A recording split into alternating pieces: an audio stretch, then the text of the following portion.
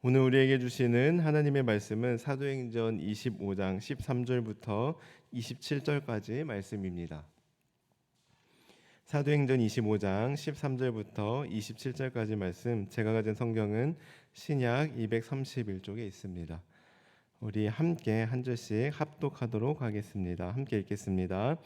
수일 후에 아그리빠 왕과 버니게가 베스도에게 문안하러 가이사랴에 와서 여러 날을 있더니 베스도가 바울의 일로 왕에게 고하여 이르되 벨릭스가 한 사람을 구류하여 두었는데 내가 예루살렘에 있을 때 유대인의 대제사장들과 장로들이 그를 고소하여 정죄하기를 청하기에 내가 대답하되 무릇 피고가 원고들 앞에서 고소 사건에 대하여 변명할 기회가 있기 전에 내주는 것은 로마 사람의 법이 아니라 하였노라.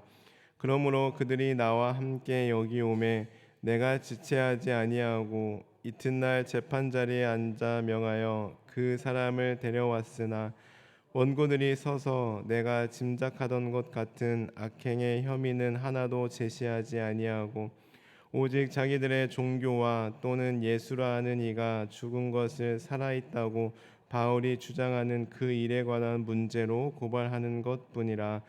내가 이 일에 대하여 어떻게 심리하는지 몰라서 바울에게 묻되 예루살렘에 올라가서 이 일에 신문을 받으려느냐 한즉 바울은 황제의 판결을 받도록 자기를 지켜주기를 호소하므로 내가 그를 가이사에게 보내기까지 지켜두라 명하였노라 하니 아그리빠가 베스도에게 이르되 나도 이 사람의 말을 듣고자 하노라.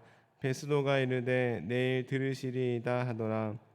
이튿날 아그리빠와 버니게가 크게 위험을 갖추고 와서 천부장들과 시중의 높은 사람들과 함께 접견 장소에 들어오고 베스도의 명으로 바울을 데려오니 베스도가 말하되 아그리빠 왕과 여기 같이 있는 여러분이여 당신들이 보는 이 사람은 유대의 모든 무리가 크게 외치되 살려두지 못할 사람이라고 하여 예루살렘에서와 여기서도 내게 청언하였으나 내가 살피건대 죽일 죄를 범한 일이 없더이다.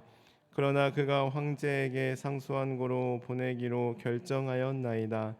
그에 대하여 황제께 확실한 사실을 아를 것이 없으므로 신문한 후 상소할 자료가 있을까 하여 당신들 앞 특히 아그리빠 왕 당신 앞에 그를 내세웠나이다.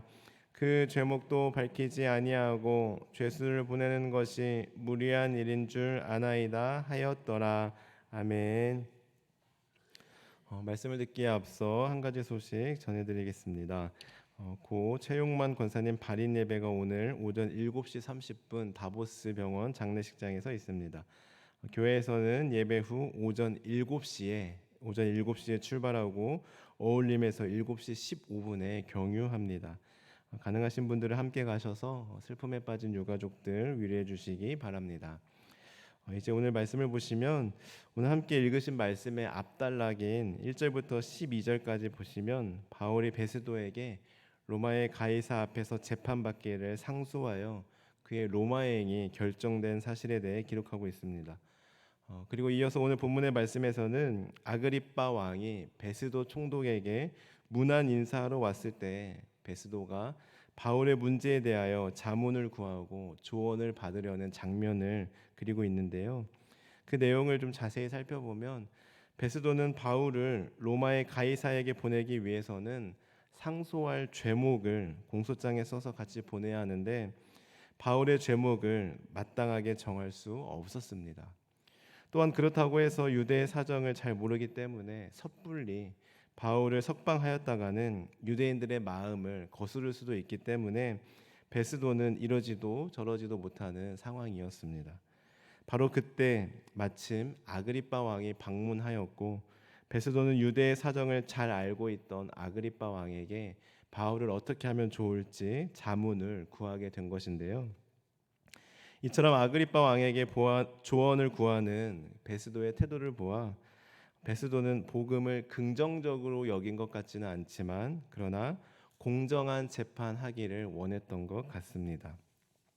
그래서 그는 유대인들의 고소와 압력에도 바울의 죄에 대하여 공정한 태도를 견지하고 있었습니다. 즉 유대인들은 바울을 정치적인 내란 음모와 성전 모독죄 등으로 뒤집어 씌웠지만 베스도는 이것이 누명이며 단지 종교적인 견해 차이에서 비롯된 것임을 깨달았던 것이죠. 그래서 16절에 보시면 그가 모든 것을 철저하게 법대로 적용하려는 공정한 태도가 나타나 있는데요. 우리 16절의 말씀 함께 읽어볼까요? 16절입니다. 시작. 내가 대답하되 무릇 피고가 원고들 앞에서 고소 사건에 대하여 변명할 기회가 있기 전에 내주는 것은 로마 사람의 법이 아니라 하였노라. 아멘. 하지만 이러한 공정한 태도에도 불구하고 베스도도 유대인들의 불만을 의식하였던 까닭에 바울을 속 시원하게 석방하지는 못했고 우유부단한 태도를 지니고 있었습니다. 우리 19절의 말씀도 함께 읽어볼까요? 19절입니다. 시작. 오직 자기들의 종교와 또는 예수라 하는 이가 죽은 것을 살아있다고 바울이 주장하는 그 일에 관한 문제로 고발하는 것뿐이라. 아멘.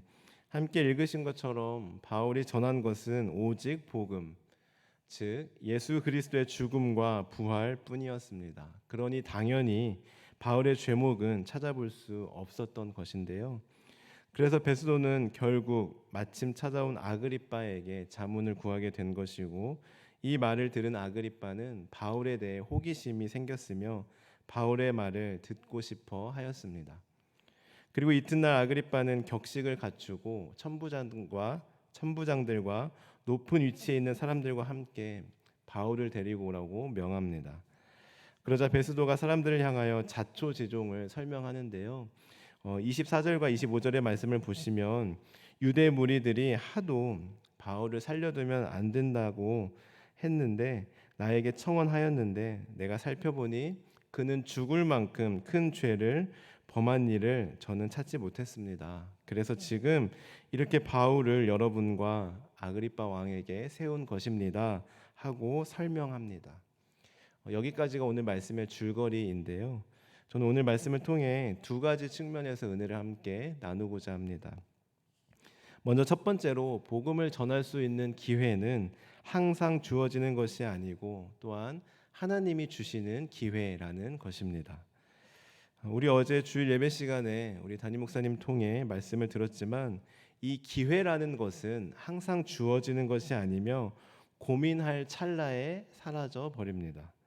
그렇기 때문에 이 기회라는 것은 잡아야 되는 것, 말 그대로 기회가 오면 반드시 잡아야 되는 것입니다.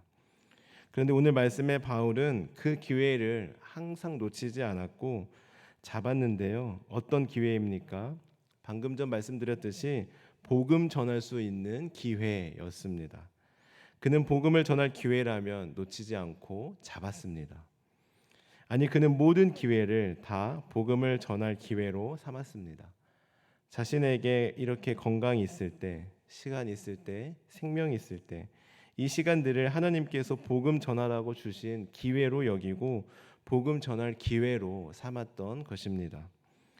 그래서 오늘 말씀처럼 억울하게 참소당한 상황에서도 억울해할 겨를도 없이 바로 그것을 복음을 전할 기회로 삼았던 것이죠. 지금 나는 억울해할 것이 아니다. 억울해하다가 지체해서는 안 된다. 지금 이 시간은 억울한 시간이 아니라 복음을 전해야 하는 기회다. 지금 이 상황은 내가 억울한 상황이 아니라 복음 전해야 할 상황이다라고 여겼습니다. 그래서 그는 내가 억울해하거나 내가 분노할 찰나에 그 찰나에 복음을 전할 기회가 사라질까봐 그 기회를 놓치지 않고 복음 전하는 기회로 삼았던 것이죠. 여러분, 복음을 전할 수 있는 기회는 언제나 항상 주어지는 것이 아닙니다. 다 때가 있습니다. 우리의 건강은 영원하지 않으며 우리의 생명 또한 영원하지 않습니다. 우리의 시간은 영원하지 않습니다. 그렇기 때문에 우리는 우리에게 건강이 있을 때, 생명이 있을 때, 시간이 있을 때 한 명에게라도 더 복음을 전해야 합니다. 복음을 전할 기회로 삼아야 합니다. 복음을 전할 기회를 놓치지 않고 잡아야 합니다. 억울하다고 지체해서는 안 됩니다. 슬프다고 지체해서는 안 됩니다. 화가 난다고 지체해서는 안 됩니다. 그 억울함과 슬픔과 화가 나는 상황과 시간을 복음을 전할 기회로 여기고 그 기회를 잡아야 합니다. 물론 쉽지 않다는 거 잘 압니다. 저도 이렇게 말씀을 전하지만 사실 말씀을 준비하면서도 자신이 없었습니다. 저도 그렇게 살지 못하고 있고 그렇게 할 자신이 없었기 때문이죠. 그러나 성경에 기록된 하나님의 말씀이고 저는 이 하나님의 말씀을 저의 생각과 저의 판단과 상관없이 그대로 전해야 할 의무가 있다는 것을 알기 때문에 주님의 보혈 의지하여 이 시간 여러분과 함께 하나님의 말씀을 나누고 있습니다. 또한 하나님의 말씀을 준비하면서 하나님, 저는 사실 바울처럼 살 자신이 없습니다. 억울하고 힘든 상황이 온다면 저는 솔직히 바울처럼 복음을 전할 기회로 삼지 못할 것 같습니다. 그 정도로 저는 연약하고 부족한 사람입니다. 그러니 하나님 도와주십시오. 하나님께서 도와주십시오. 제 힘으로는 도저히 할 수 없사오니 하나님께서 힘 주셔서 모든 상황과 시간을 복음을 전할 기회로 삼을 수 있도록 도와주십시오 하고 구하게 되었습니다. 사랑하는 성도 여러분, 우리는 모두 바울처럼 살 수는 없겠지만 바울과 똑같이 살아갈 수는 없겠지만 바울처럼 모든 기회를 복음의 기회로 삼을 수는 없겠지만 그러나 그렇다고 해서 아예 포기해 버리는 것이 아니라 시도조차 하지 않는 것이 아니라 내 힘이 아닌 주님의 힘을 의지하며 바울처럼 살아보고자 노력하는 노력이라도 해보는 저와 여러분들이 될 수 있기를 바랍니다. 하나님께서 그런 힘을 공급해 주시고 도와주시길 주님의 이름으로 간절히 축원합니다. 두 번째로 오늘 말씀을 통해 깨닫게 되는 것은 계속되는 참소와 핍박 가운데서도 흔들리지 않고 한결같이 담대하게 대처하는 바울의 태도입니다. 다시 말해 바울은 이유 없이 참소와 같은 공격을 받은 뒤에도 변함없이 의연한 태도를 보여주었는데요. 이것은 사단의 공격과 계속되는 공세 가운데서도 우리 그리스도인들이 가져야 할 자세와 태도를 가르쳐주고 있습니다. 오늘 말씀을 통해 알 수 있듯이 그리고 이전부터 성경을 통해 보아왔듯이 사실 바울에게서 어떤 죄목도 찾아볼 수 없었습니다. 따라서 만일 로마 시민권을 가지고 있었던 바울이 마음만 먹으면 그를 고소했던 유대의 대제사장들과 장로들이 오히려 무고죄로 처벌당할 가능성도 있었습니다. 실제로 당시 로마법은 로마 시민권을 가진 이에게 정당한 증거 없이 부당하게 형벌을 가하였을 경우에 심한 때에는 사형에 처하기까지 할 정도였다고 합니다.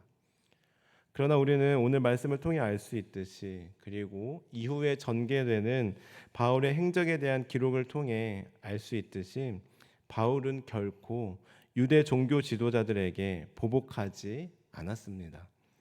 그는 다만 자신의 가장 중요한 사명인 복음 전파에만 매진할 수 있기를 원했고 그래서 당시 복음을 더 많이 전할 수 있는 로마 입성만이 그의 궁극적인 목표였습니다.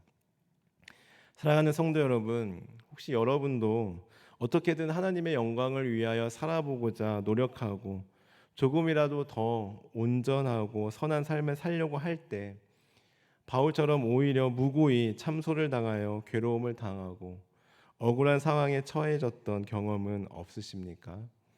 그리고 그럴 때 여러분은 어떤 태도를 취하셨습니까? 여러분, 우리는 그들과 똑같이 행동해서는 안 됩니다. 오직 복음을 전하기 위한 그 한 가지 사명, 그 사명을 위해 자신을 참소하는 자를 향해 악으로 대항하지 않았던 바울처럼 또한 자기를 십자가에 매달고 죽이기까지 했던 자들을 위해 기도하셨던 예수님처럼 우리도 복음을 위하여 사명을 위하여 어떤 억울하고 힘들고 분통이 터지는 상황 가운데 처한다 할지라도 묵묵히 사명을 위해 충실히 달려나가는 저와 성도님들 되시길 바랍니다. 그 누가 여러분의 사명을 방해하고 막는다 할지라도 똑같은 사람 되지 마시고 바울처럼 흔들리지 않고 의연하게 한결같이 담대하게 대처하고 묵묵히 걸어가는 우리 모든 성도님들 되시길 주님의 이름으로 간절히 축원합니다. 기도하시겠습니다. 하나님, 오늘 말씀을 통해 함께 나누었던 것처럼 저희들 하나님께서 건강 주실 때, 생명 주실 때, 물질 주실 때, 시간 주실 때 그 모든 것을 복음 전할 기회로 삼게 하시고 그 기회를 놓치지 않게 하옵소서. 또한 저희들 그렇게 복음 전하기 위하여 살아가고자 노력할 때 오히려 억울하고 힘든 상황에 처한다 할지라도 똑같이 행동하거나 악으로 보복하지 않게 하시고 바울처럼 흔들리지 않고 한결같이 의연하고 담대하게 대처하며 묵묵히 걸어가는 우리 모두 되게 하옵소서. 감사드리며 예수님의 이름으로 기도합니다. 아멘. 주님께서 가르쳐주신 기도를 드리겠습니다. 하늘에 계신 우리 아버지, 아버지의 이름을 거룩하게 하시며 아버지의 나라가 오게 하시며 아버지의 뜻이 하늘에서와 같이 땅에서도 이루어지게 하소서. 오늘 우리에게 일용할 양식을 주시고 우리가 우리에게 잘못한 사람을 용서하여 준 것 같이 우리 죄를 용서하여 주시고 우리를 시험에 빠지지 않게 하시고 악에서 구하소서. 나라와 권능과 영광이 영원히 아버지의 것입니다. 아멘. 오늘 말씀을 기억하며 기도하시겠습니다. 하나님, 저희들 오늘도 복음 전할 기회를 놓치지 않게 하시고 기회 주실 때 그 기회를 잡으며 복음 전하며 살아가게 하옵소서. 또한 힘들고 억울한 상황 가운데 똑같이 행동하거나 대응하지 않게 하시고 의연하게 담대하게 묵묵히 사명의 길을 계속 걸어가게 하옵소서. 오늘도 성령으로 충만하게 하셔서 마땅히 기도할 바를 알게 하시고 이를 통해 모든 것을 합력하여 선을 이루시는 하나님을 경험하게 하옵소서. 다음으로 가정을 위해 기도하실 때 우리 가정이 말씀의 권위를 인정하며 말씀으로 살아가는 믿음의 가정이 되게 하옵소서. 교회를 위해 기도하겠습니다. 하늘의 복을 받아 세상의 복이 되라는 표와 같이 하나님의 복을 먼저 누리고 그 복을 세상에 흘려보내는 제사장 된 교회가 되게 하옵소서. 또한 오늘부터 우리가 요일별로 우리 교육부서 여름 사역을 놓고 기도하고자 하는데요. 먼저 오늘은 영아부 여름 성경학교를 위해 집중적으로 기도하겠습니다. 이번 영아부 여름 성경학교에 요한복음 말씀을 통해 예수님과 함께 살아가요 라는 주제로 나눌 때 영아부 아이들과 부모님들, 교사들이 오직 예수님만이 구원자이심을 믿고 예수님과 동행하며 열매 맺는 삶을 살아가게 하옵소서. 다음으로 사회를 위하여서는 우리나라가 오직 하나님께서 주인 되신 나라가 되게 하시고 하나님의 주 되심을 열방에 전하게 하옵소서. 나아가 우리 모든 환우들을 위해 우리의 기도가 필요한 분들을 위해 또한 우리 최영만 권사님의 유가족들을 위해 이 시간 함께 또한 개인적인 기도 제목을 놓고 기도하며 나아가겠습니다. 기도하시겠습니다. 하나님 감사합니다. 오늘 말씀을 통해 저희들 기회를 어떤 기회로 삼아야 될지 깨닫게 하시니 감사합니다. 하나님 복음을 전할 수 있는 기회는 항상 찾아오는 것이 아님을 깨닫습니다. 우리에게 이렇게 생명 있을 때, 건강 있을 때, 기회 주실 때, 시간 주실 때 그 모든 것들을 하나님께서 주신 기회로 삼고 복음을 전할 기회로 삼고 복음을 전하며 나아가는 우리 모두 되게 하여 주옵소서.